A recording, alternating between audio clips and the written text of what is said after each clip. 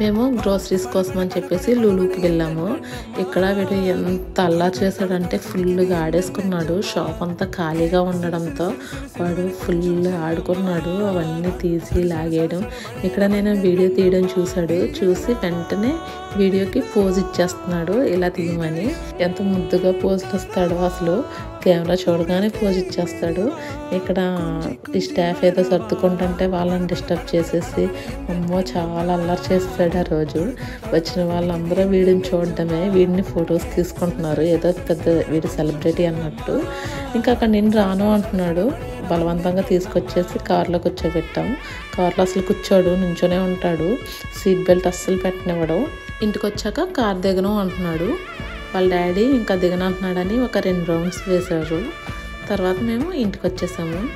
Video నచ్చితే like చేయండి. Thank you so much for watching. Subscribe for more. Bye.